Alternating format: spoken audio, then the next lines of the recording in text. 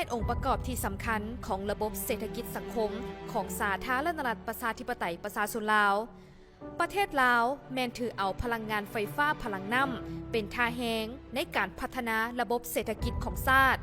โดยมอบให้รัฐวิสาหกิจไฟฟ้าลาวเป็นผู้พัฒนาและคุ้มครองโดยเฉพาะการสนองพลังงานไฟฟ้าหับไส้ภายในประเทศดังนั้นการซื้อขายพลังงานไฟฟ้าจึงถือเป็นสิ่งท้าทายและเพื่อตอบสนองตามนโยบาย2หน้าที่ที่สำคัญคือให้บริการสนองไฟฟ้าแก่สังคมอย่างทั่วถึงเพียงพอ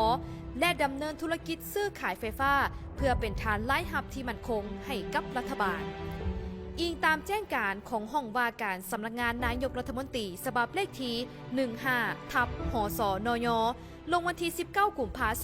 2025และแจ้งการเลขที่0749/พบหกลงวันที่25กุมภาพันธ์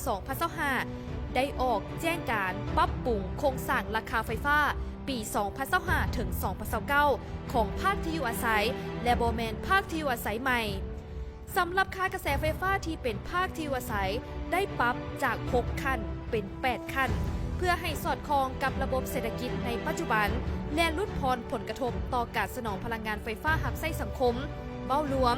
โดยเฉพาะภาคที่อยู่อาศัยรัฐบาลเห็นดีบ่ให้เก็บเงินค่ากระแสไฟฟ้า0ถึง25กิโลวัตต์โมงต่อเดือนส่วนค่าบำรุงรักษาหม้อน้ำไฟและอากรมูลค่าเพิ่มแม่นคิดไล่ปกติจุดประสงค์เพื่อช่วยเหลือและส่งเสริมครอบครัวที่มีรายรับต่ำซึ่งกวมเอา 400,000 กว่าครัวเรือนหรือ 22.1 ส่วนห้อยของครอบครัวสมใช้ไฟฟ้าภาคที่อยู่อาศัยในทั่วประเทศ